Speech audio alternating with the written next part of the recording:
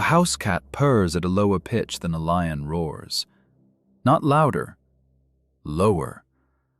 The rumble coming out of an animal that fits on a windowsill runs underneath the deepest note a lion can push out with its whole chest behind it. And the cat holds it. Minute after minute. No strain you can see, no pause you can hear. And nothing in the animal is built to do it. No drum, no chamber, no second voice box, no scrap of anatomy that belongs to cats and nothing else. There is no purr organ. That's the trouble. Pitch and body size are locked together in nearly every animal we've ever put a microphone in front of. And that link is how you read a sound before you can see what made it. The cat ignores it. And the explanations science settled on required handing cats a piece of equipment inside their heads that no other mammal is known to have. If there's a cat somewhere in your home right now, this sound is either running or about to be. It's the one animal call with no schedule attached to it. So subscribe, leave a like, and tell me in the comments what city you're watching from and what the clock says there, because I'd like to see the spread of hours this thing is currently switched on across. Here's the rule the cat is breaking. Sound in a mammal's throat comes from two folds of tissue set flapping in a stream of air. Longer, heavier folds swing more slowly, and slower swinging is a lower note. Bodies scale up, larynxes scale with them, and so a bull sounds like a bull, and a mouse sounds like a mouse. It's crude, it has exceptions, and it still works well enough that you can hear the approximate size of an animal in the dark without ever seeing it. A domestic cat purrs at 25 to 30 pulses a second. A lion's roar bottoms out somewhere near 40. The animal you can carry under one arm is operating below the animal that could carry you. It isn't a quirk of one pet species either. Cheetahs purr. So do pumas, which are the largest cats that do it at all. A cheetah at full adult weight is a serious animal. And when one purrs, the rate you measure is essentially the rate you'd measure off a tabby on a radiator. The gap between them vanishes into the variation between individual cats. Scale the animal up by an order of magnitude, and the number refuses to move. Whatever sets the pitch of a purr, body mass isn't in the equation. And body mass is supposed to be the entire equation. None of this looks dramatic from the outside. A cat on your legs, eyes at half-mast, a steady level of sound, running straight through the breathing without breaking for it, going on for as long as you keep scratching. Kittens do it at the same rate as elderly cats. The figure a cat purrs at in its 10th week is the figure it'll still be purring at in its 10th year, and nobody has to teach any of them. Which leaves the obvious question hanging there. If the cat has no equipment for this, what exactly is vibrating? The purr isn't a noise a cat makes. It's a noise a cat runs. Everything else in the repertoire works the way your voice works. A meow needs the mouth open and the breath going out.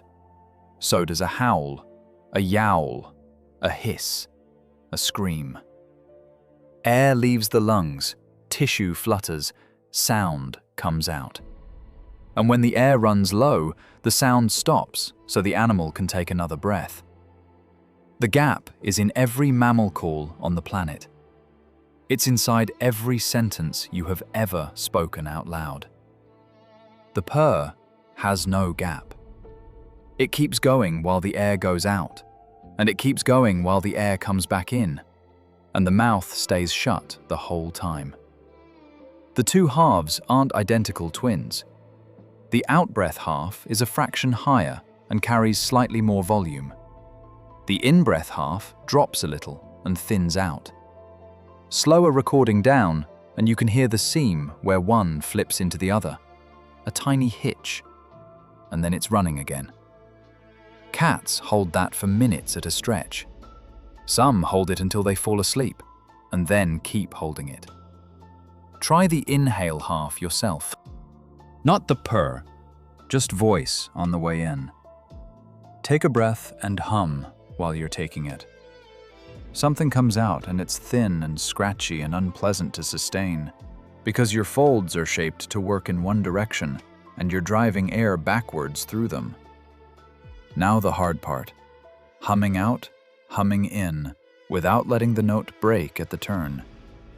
Most people get 3 or 4 cycles before the whole thing collapses into a cough. The cat does it half asleep, with its mouth closed, and doesn't appear to be paying anything for the privilege. The strangest part of it is this. The lowest note a cat can hear sits above the fundamental of its own purr. Cat ears are extraordinary at the top end, reaching far past anything you'll ever hear, which is what you'd want if your dinner talks to its friends in ultrasound. At the bottom end, they give out early. The deepest layer of the purr lives under the floor of the cat's own hearing. What actually reaches the animal is the stack of harmonics above the fundamental, plus the vibration itself, arriving through bone and muscle instead of through the ear. And none of it is loud. An average purr is about the level of a whisper across a quiet room. You get more of a purr through your palm than through your ears, and that isn't a poetic way of putting it. It's a description of where the signal actually is. A sound with no organ behind it, running in both directions, pitched under its owner's hearing. People took that apart for 2 centuries and got it wrong in 3 separate ways before anything stuck. The first serious explanation kept the throat out of it entirely. The idea was blood. The large vein returning blood to the heart narrows where it passes the diaphragm. The story went that when a cat arches its back under your hand, the vessel kinks at that pinch point, and blood tumbles into eddies. The chest rings, and the windpipe carries the hum up into the head. It was specific. It was mechanical, and it made a prediction anyone could check. No arch, no purr. That's how it died. A cat lying flat on its side, spine perfectly straight, purrs at full volume. The blood theory had a rival version, blaming the bend of the aorta, and it died the same afternoon, for the same reason. Then, in 1936, the answer arrived sideways. A physiology lab was mapping the cat brain for something else entirely, working out how much current different regions needed before they'd throw a seizure. Point by point, electrode by electrode, and one small region near the base of the brain, when stimulated, produced purring. Reliably enough that the team wrote it up separately as a curiosity. A purring center. That reframed everything. The purr was something the brain switched on. The mechanism came in 1972, from electrodes in the muscles of the larynx rather than in the brain. The recording showed bursts of muscle activity arriving in a regular train, and the train arrived at exactly the rate of the purr. So the picture assembled itself. Nerve signals fire in rhythm. The small muscles around the voice box clench and release in time with them, and the gap between the vocal folds narrows and opens tens of times a second. The ordinary breath passing through gets chopped into pulses on the way. The sound isn't a note being sung. It's an airflow being interrupted. That's the active muscle contraction hypothesis, and it held for 50 years. And part of why it held so well is that it made the size problem disappear. If the pitch is set by a firing rate rather than by a lump of tissue, then a cheetah and a tabby landing on the same number stops being an anomaly and becomes the expected result. Nerves fire at the speed nerves fire at. The animal wrapped around them is irrelevant. 1991 tightened the picture.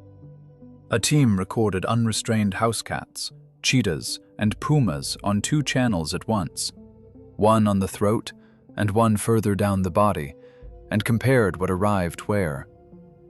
The larynx came out as the source, with everything else downstream of it.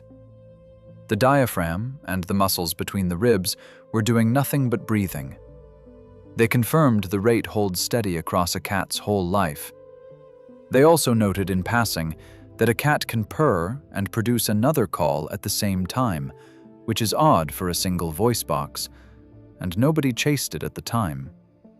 And that was an uncomfortable place for the field to be. Every other voice in the mammal world runs on air. A stream of it past two slack folds sets them fluttering on their own, the way a flag cracks in wind, and the brain's job is only to set the tension and the pressure, never to beat time. It has to be that way for us.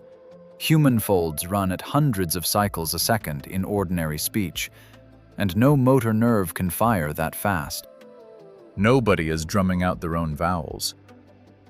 The purr sat outside all of it. One sound in one small family of carnivores that apparently needed a clock.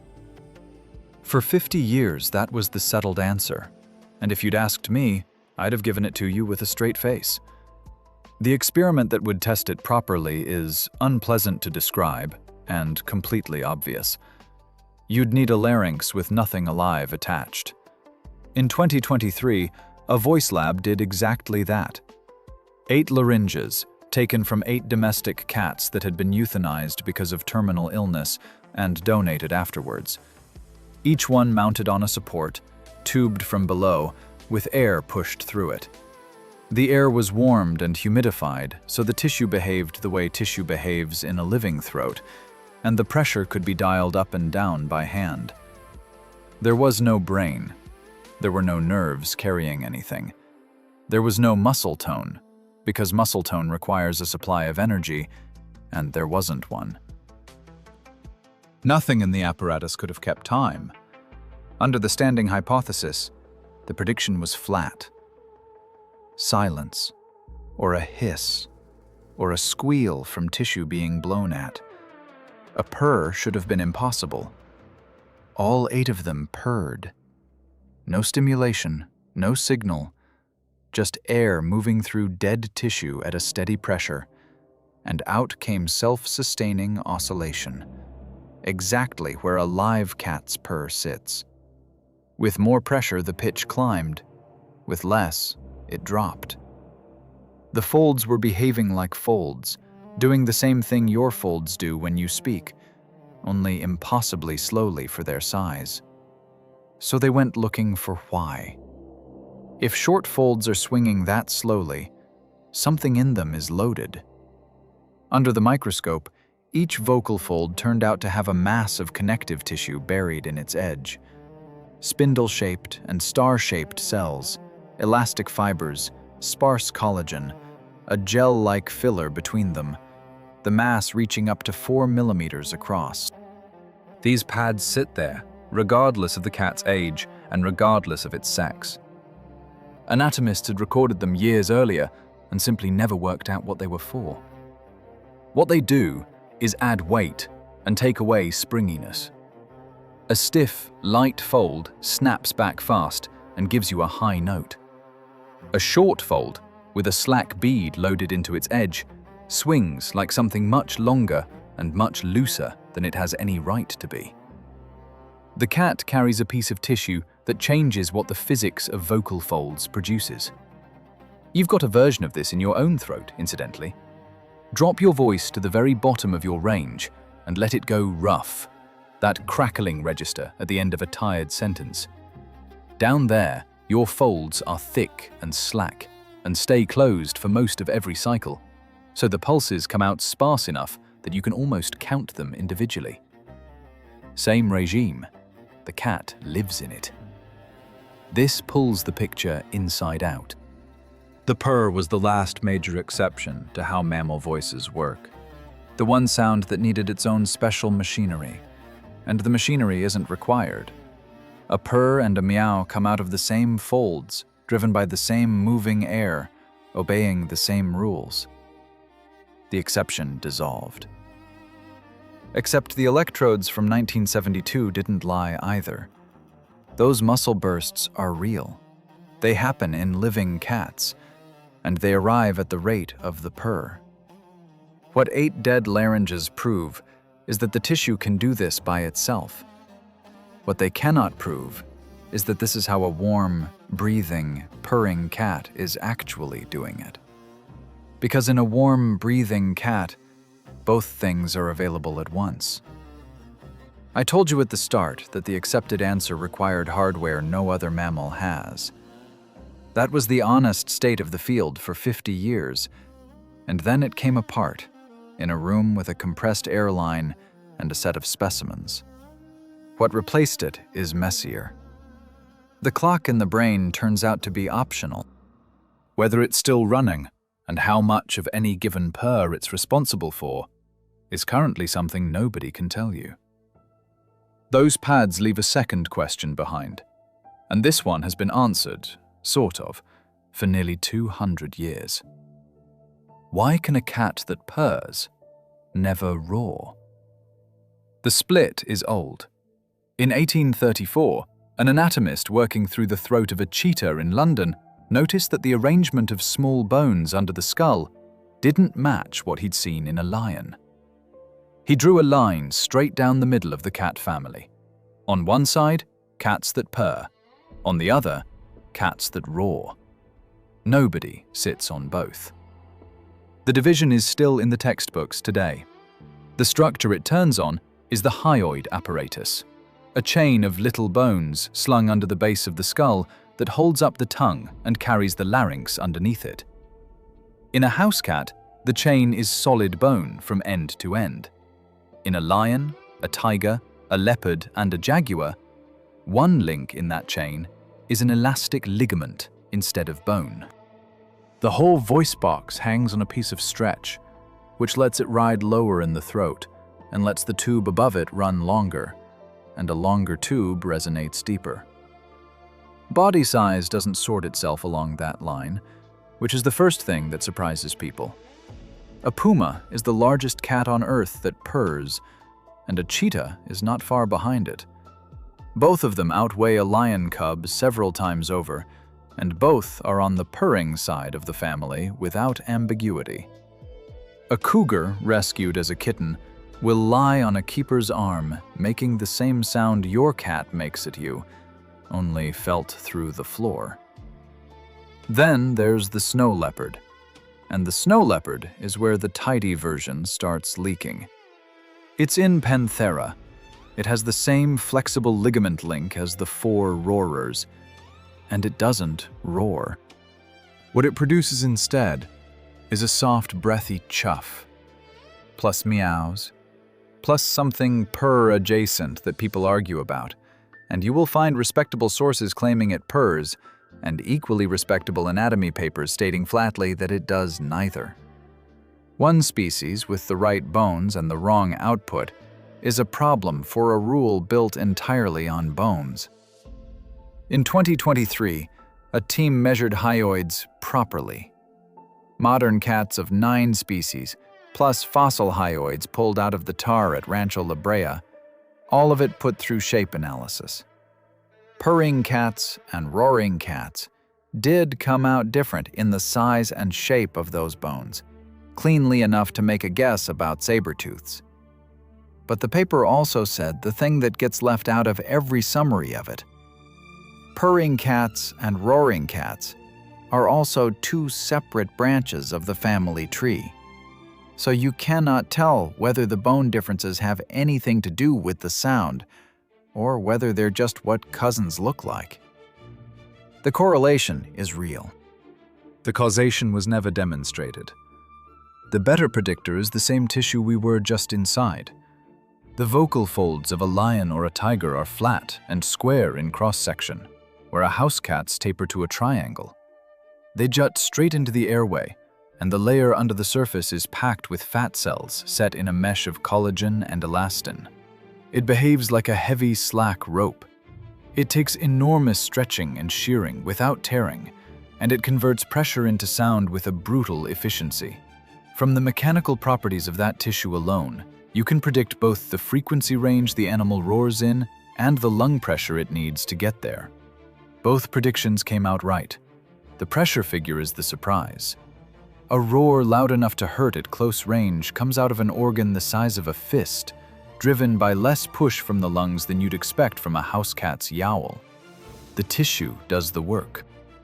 An older idea had said the fat made the folds heavy, and heavy folds swing slow, and that was the source of the depth. Measurement killed it. The fat is there as filler that holds the fold in that square, protruding shape, and the shape is what lets the tissue survive being stretched that hard. So both ends of the cat family arrived at their extremes the same way, by loading soft material into the edge of the vocal fold. One lineage got a bead of slack tissue and a note too low for its body. The other got a fat-lined slab and a call that carries across a valley. Same trick, opposite results, and neither one is a special organ. It's a modification of the part every mammal already has. And nobody has explained the thing underneath all of it. What the sound is for. A kitten starts purring at around 2 days old. Consider what a 2-day-old kitten actually is. The eyes are sealed shut and won't open for another week. The ear canals aren't open either, which means the first sound it ever produces is one it can't yet hear. It can't walk. It can't hold its own body temperature. If it gets separated from the litter by the width of a shoebox, it will die of cold in a few hours. What it has is heat, smell, and touch. So the world of a newborn kitten is a gradient. Warm in one direction, cold in the other. One particular scent meaning food, and underneath all of it, a low, steady vibration coming up through the skin of its belly and through the bones of its skull. The mother is a warm surface that hums. The kittens push their front paws into her in that slow, alternating tread, the one your adult cat still does on your thigh, and they hum back. The queen purrs through labor. She purrs while the kittens feed. Once they can hear, they purr to each other. It's difficult to look at that arrangement and not read it as a beacon, a signal that says here, this way, still here. Delivered on a channel a blind, deaf newborn can actually receive. That reading is probably right. It's worth saying out loud that it's a reading. Nobody has run the experiment where you silence the mother's purr and count how many kittens find the milk. Adult cats keep it, and they mostly use it in close contact. Cats purr while grooming each other. They purr when they lie pressed together. They purr while being handled by a person they trust. The standard interpretation is appeasement, a running statement that nothing is about to start, which fits how rarely you hear it in a genuine confrontation. And then there's the fact that spoils it. Cats purr alone. No other cat in the room, no person in the building, nobody arriving. Cats purr while eating by themselves, while dozing on an empty sofa, while playing with an object. If a signal is a message needs a recipient, and a large fraction of purring has no recipient at all. Every purely communicative account of this sound has to walk around that, and none of them walk around it convincingly. There's a harder version of the same problem. Cats also purr at the worst moments of their lives. Veterinary staff report it constantly. A cat comes in after a car, broken and in shock, and purrs on the table. Cats purr through examinations they are visibly terrified by, ears flat, body rigid, pupils blown, and the purr running underneath all of it. Cats purr while they're dying. None of that has ever been counted properly, which is worth holding on to because clinical impressions are not data. But there are too many of these reports from too many people for the pattern to be nothing. It's a strange thing for a body to spend effort on.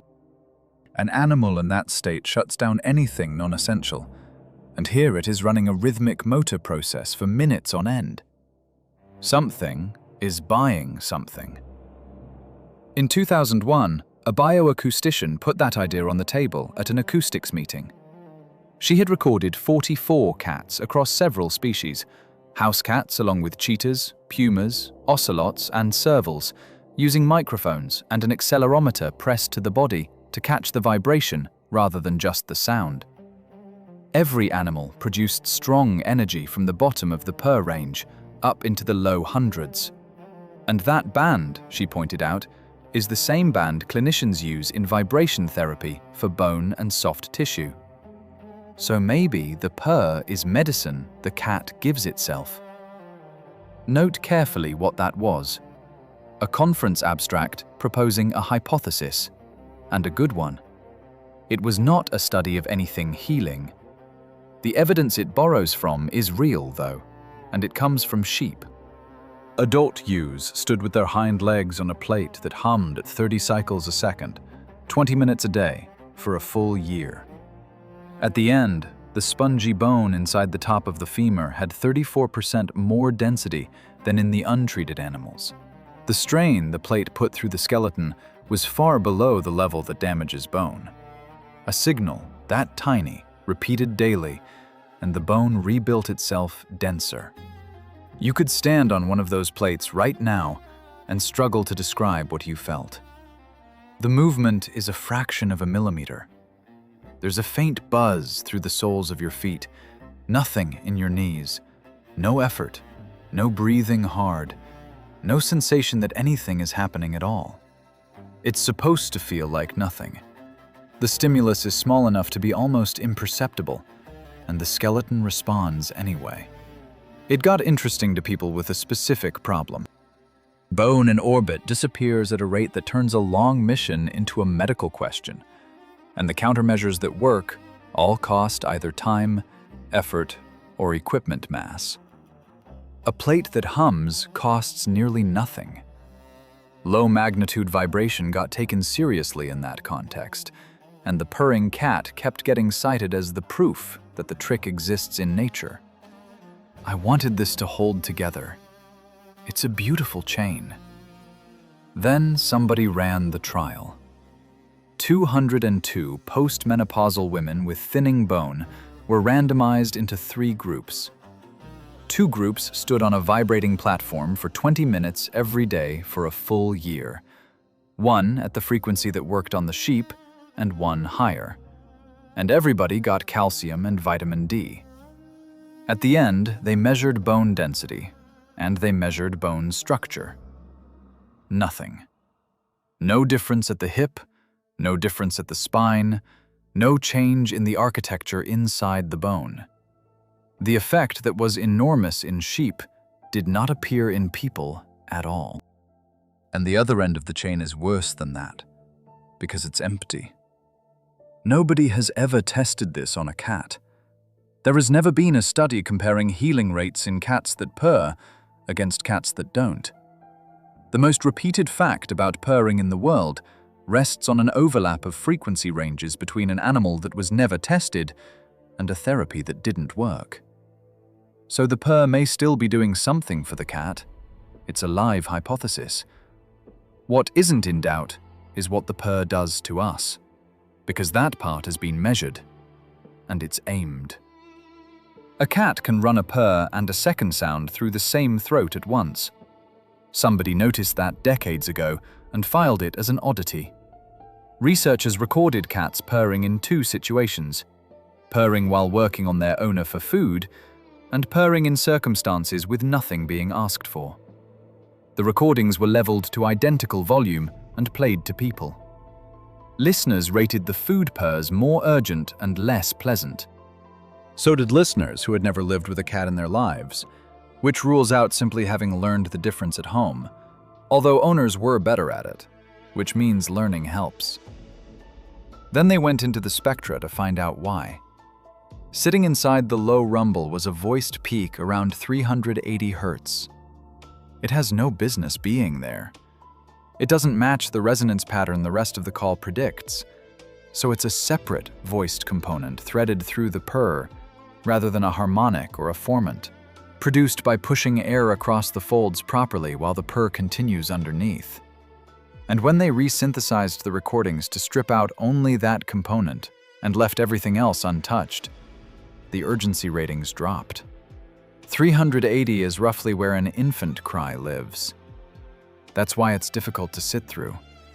The response happening in your head isn't a judgment you're making about a cat.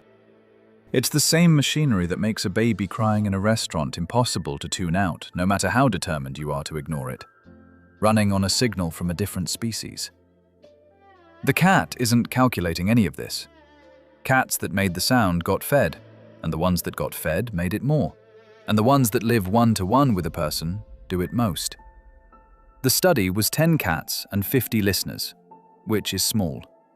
Hold the finding loosely and hold the direction firmly. The meow is the same story with the volume turned up. Adult cats barely meow at each other. Cats living without people go quiet as they mature, apart from fighting and courtship, which are noisy in every species. They handle their ordinary business with scent marks and body position. Kittens meow at their mothers and then grow out of it. Domestic cats never grew out of it. They kept a juvenile call and pointed it at the only audience in the world that reliably answers. Against the nearest wild relative, the shaping shows up in the acoustics. African wildcat calls are longer and lower. Domestic meows are shorter, pitched higher, with higher resonances. And when people were asked to rate the two sets, listeners at every level of experience and affection for cats found the domestic version far more pleasant to hear. Small samples again. The direction has held up in later work. There has been time for this. On Cyprus, a person was buried 9,500 years ago with a young cat interred beside them, laid out deliberately, with worked seashells and polished stones in the grave. It's thousands of years before Egypt, and it means the arrangement between us is old enough for selection to have done real work on it. In 2025, a team asked which cat sound carries a stronger individual signature. The obvious prediction was the meow. It's the human-directed call. It's the one that has to get a specific person's attention across a house. And it's the one domestication has been working on for millennia. They recorded both, ran the acoustics, and tested how reliably each sound could be traced back to the individual animal that made it. The purr won, and not narrowly. Purrs identified the individual cat about 85% of the time. Meows did far worse. And when they compared domestic meows against those of 5 wild relatives, the domestic ones scattered across acoustic space far more widely than any wild species, which is what flexibility looks like in a graph. The sound aimed at us is the least identifying thing a cat produces.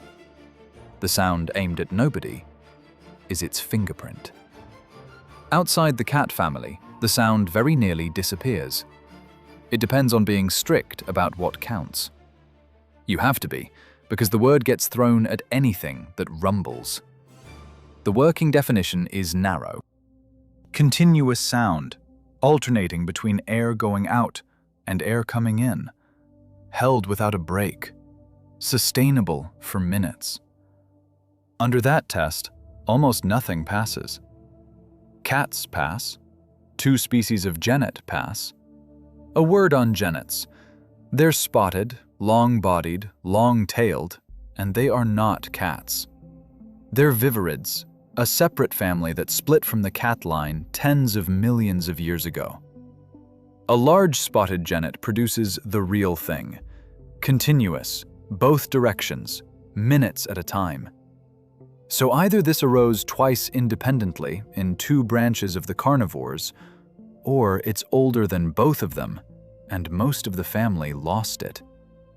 Everything else on the popular list drops out when you look at how the sound is made. A rabbit's purr isn't a voice at all. The animal grinds its teeth together rapidly, the jaw vibrates, and the buzz you feel with your hand on its head is coming from enamel. The larynx isn't involved. A raccoon does something that fools people constantly, and the people who work with them describe it as their ordinary chittering call, produced through a relaxed mouth with a lot of saliva in it. which gives it the wet burr that sounds familiar. Guinea pigs, mongooses, badgers, kangaroos, foxes, and a fair number of squirrels all produce low, pleasant rumbles in the situations you'd expect, and every one of those runs on the exhale only. They stop to breathe. That's the whole difference. And it's not a technicality. It's the difference between a call and a mechanism that can run. One genuine addition has turned up, from a direction nobody was watching.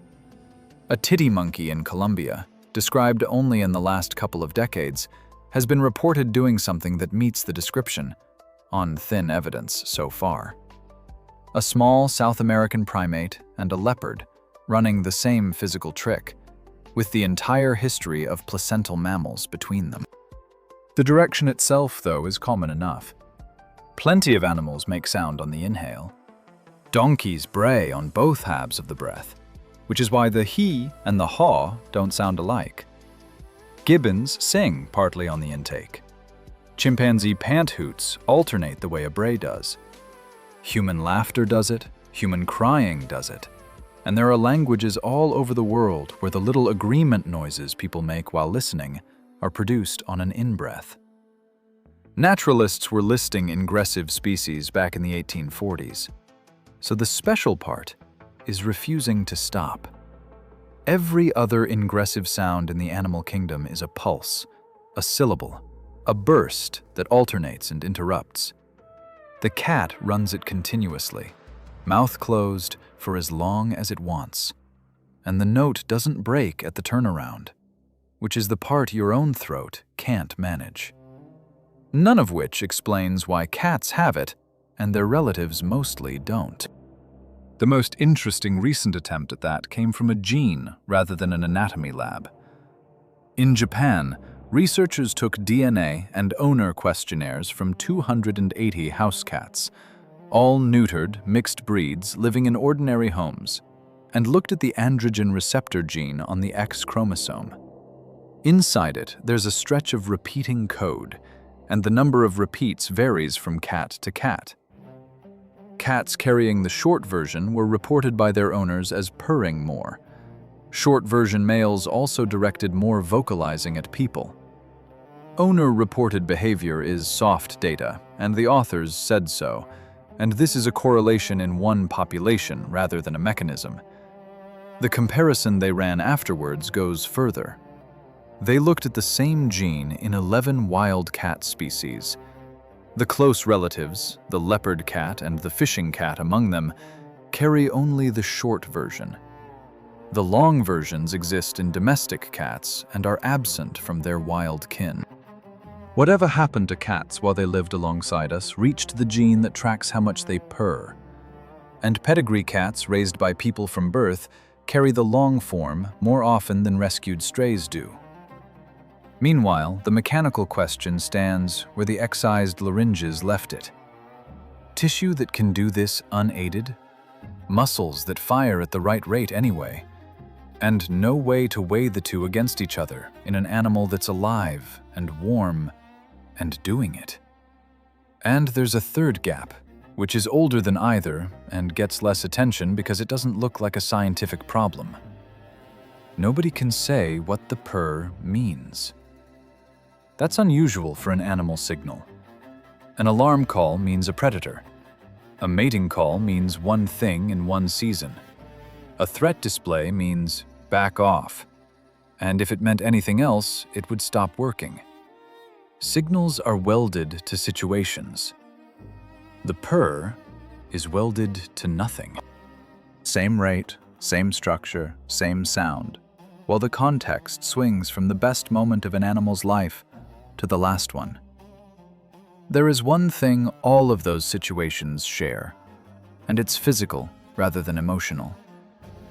It's a quiet sound. It doesn't carry. A roar is built to cross a valley and reach an animal that can't see you. A purr dies out within a couple of body lengths and reaches whoever is already touching you. Every context where cats purr is a context of contact, or of complete privacy. Whatever this is, It belongs to close range, which is the range at which cats and people have spent the last 10,000 years. We changed the half of that voice aimed at us. We did it without deciding to, by feeding the cats whose sounds we found hard to ignore.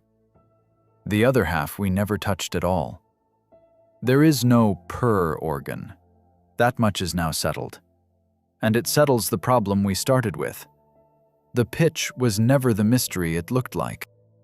A house cat sits below a lion because of what's loaded into its vocal folds, and nothing about that requires body size to behave.